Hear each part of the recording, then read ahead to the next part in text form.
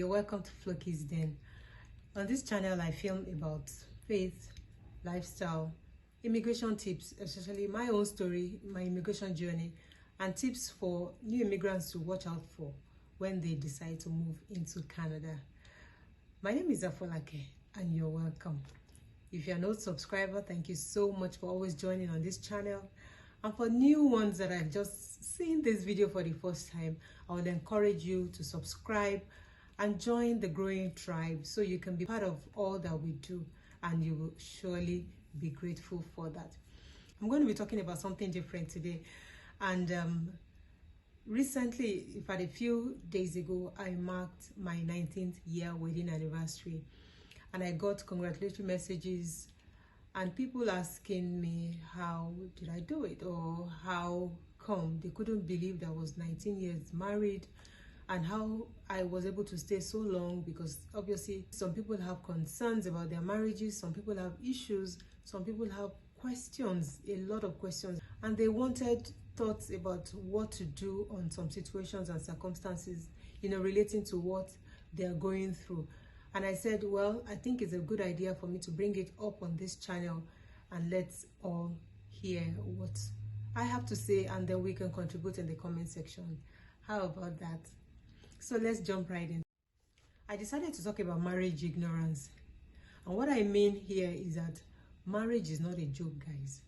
Marriage is full commitment. Marriage has to do with intentional behavior and full commitment from both parties. It's hard work, and then if you want anything that would yield the results, you have to put the work, right? And that is the same thing with marriage. So there are some myths or thoughts or things that people have in their head when it comes to marriage, and they feel they can do it anyway and then it works for me. But I beg to differ, because marriage answers to commitment, intentionality, and genuineness, and that is when you will see the fruits of what you have put into that marriage. Why do people experiment things? This is ignorance, right? If you experiment things that you don't know about, you're being ignorant about it. You're talking about a topic, or you're discussing about, if you're discussing about a topic that you have no idea about, you're ignorant about it. There's no far cry. You know nothing about it, or you know little about it. So that's ignorance. So if you know little about marriage, if you have not even researched or read books or attend seminars, or you've not in fact given it a thought about what you want your marriage to look like, then you remain in ignorance. So if you decide to marry a man and you know nothing about him, except for the physical things that you see around him, then you're ignorant about him. Vice versa, if you were going to marry a woman and you're carried away by all the abs and the packs, or all the figures that women flaunt around, then you're ignorant. And just down the lane you will find the results, definitely. Have you ever wondered or thought about it that men and men get along easily, and women also get along easily? Not to say that, of course, as human beings we get to have conflicts, but in the long run, you see, when women have things in common, they tag along easily, and men, common things draw them together, like sports, games.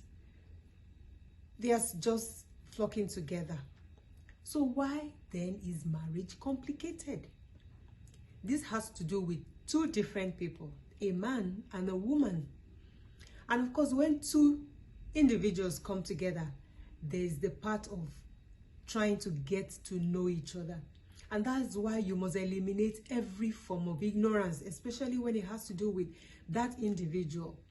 You must know so much about that individual. You can't know everything, but you must try to know so much. And that's what I'm going to be diving into shortly, so that helps you make a judgment or a decision about who you want to marry. And I hear somebody say, but I'm married already, I can't divorce him, right? Especially if you're a Christian. Or what am I supposed to do now that I'm stuck in this marriage and I've made my choice from the beginning? There's still more to do. You still have a chance to rewrite your marriage and then make every effort count. That is most important. I started by saying marriage is hard work. Marriage is indeed hard work and intentionality. You can't wave aside any action or activity that you're engaging in marriage, because it goes a long way into building that union. We're saddled in the society by the high rate of divorce, separation, or broken relationships. And this, without breaking the record, I'm still saying it's because men and women are being ignorant about their spouse, about whoever they have chosen to get married to. And that is why there will always be a situation that is unpleasant in the home. So the first thing I'm going to talk about is the person you marry is just what you get. Nothing changes at the altar. When you walk down that aisle to say I do to your better half, nothing changes at the altar. If you are marrying a stingy man and you know it while you're courting or dating him or her, that she's lazy or stingy, and then that's who you marry, nothing changes at the altar. You get what you marry, and that's what you're signing up for till death do you part. So what are you supposed to do?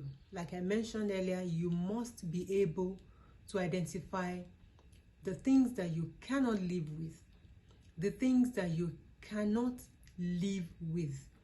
And those are the things that you have to address while you're dating or courting. Do not think that when you marry somebody, you have the ability to change the person. It's not in your capacity to.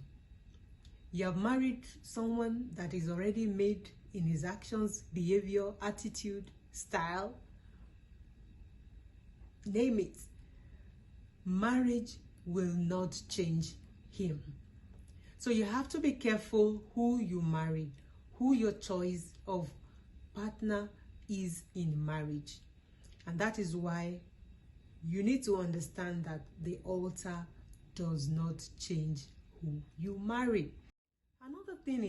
Another point that I want to mention is desiring the end result.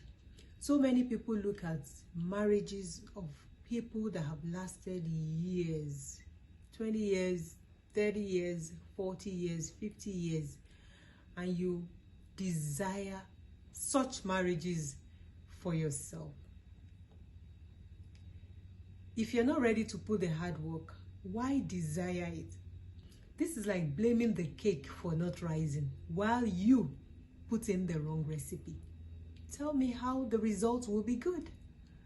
You can't have a perfect cake. And what you put in your recipe is what your end result would be.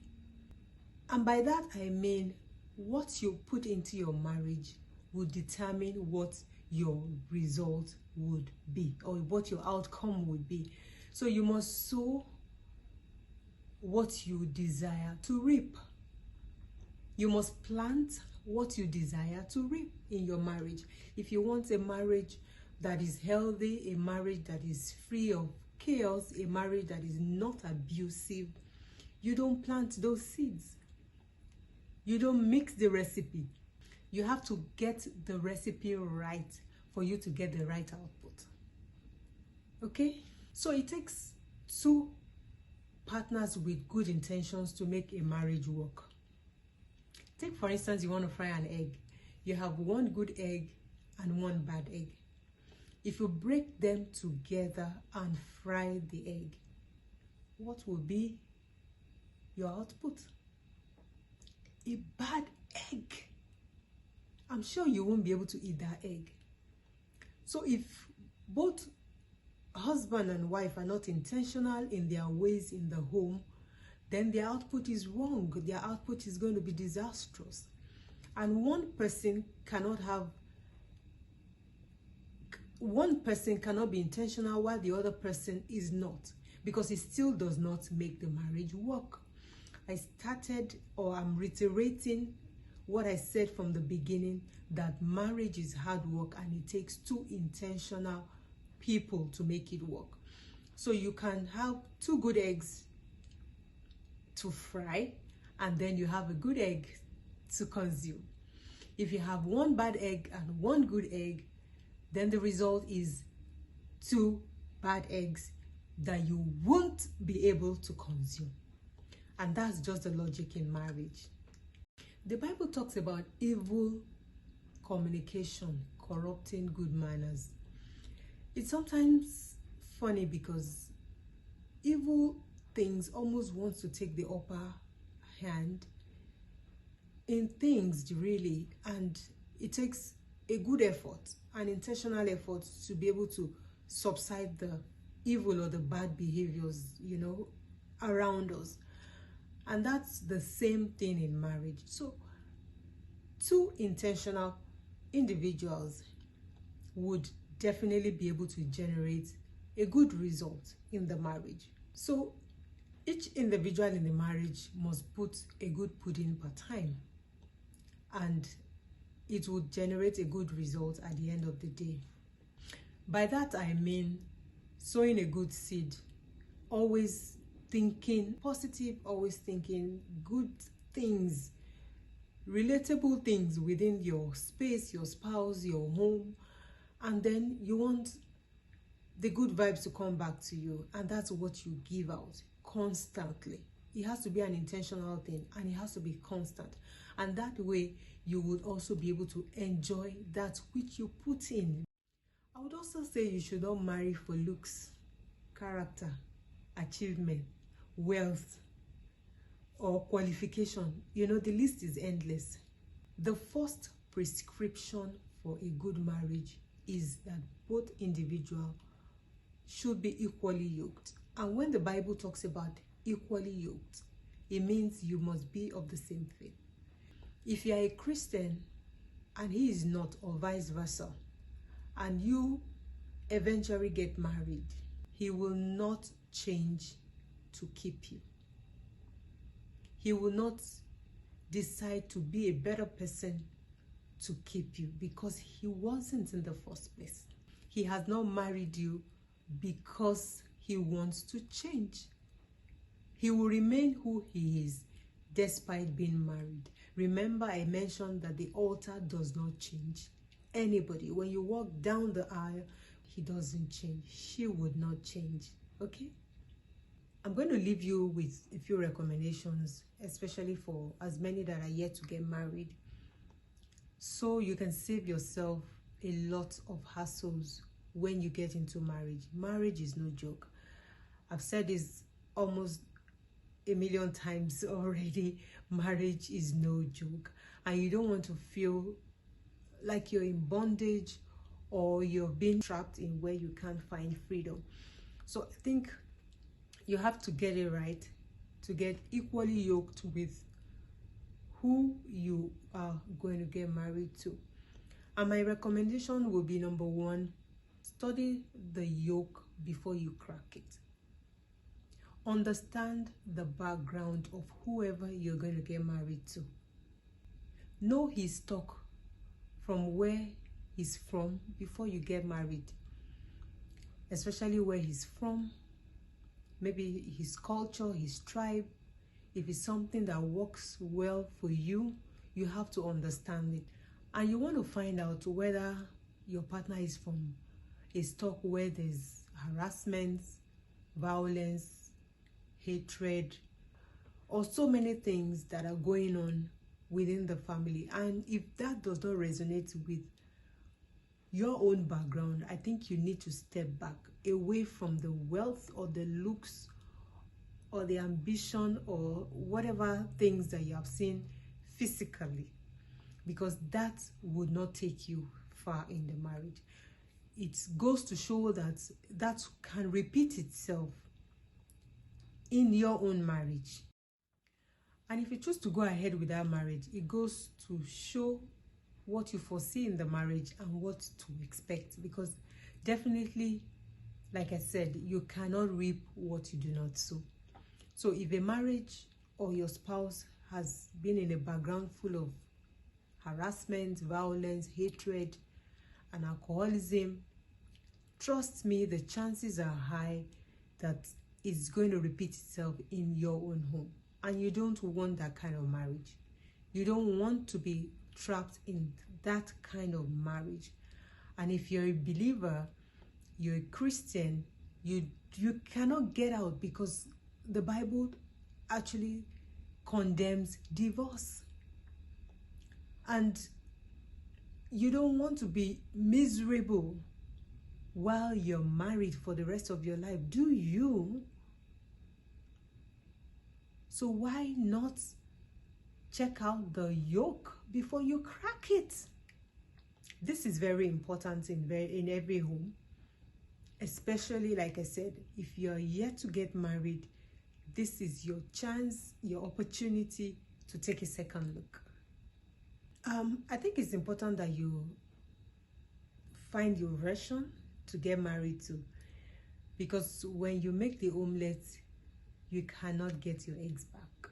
That's important for those going into marriage and thinking that they want a healthy relationship or a marriage that works. So guys, it's a wrap on today's marriage ignorance topic that I brought your way. I hope you've picked one or two things and learned one or two things. I honestly hope that marriages in this society that we find ourselves will be much better, will be something to desire even for many generations to come. I look forward to a marriage with bliss for as many people in this generation. Marriage is a wonderful thing, and it's something that is very important for everyone to desire, so you can have peace. So many people have made up their minds not to get married because they see what is going on in the society, and that's not a good thing. The Bible says two are better than one. Two gets a good result better than one. When you do things together with your spouse, you get a better result. And that's why marriage is of essence, and that's why God actually instituted marriage. So I want to encourage so many of us that are watching, and if you have opportunity to pass this on to as many that have concerns about their marriages, that they need to check the source. Desire, make intentional efforts, even in many more things beyond marriage. But for today's topic that we're discussing, marriage, you need to make every effort count. As you take every step with genuine intentions, your marriage will be better for it. Thank you so much for joining me. Today has been wonderful sharing marriage ignorance. See you in another vlog. Bye now.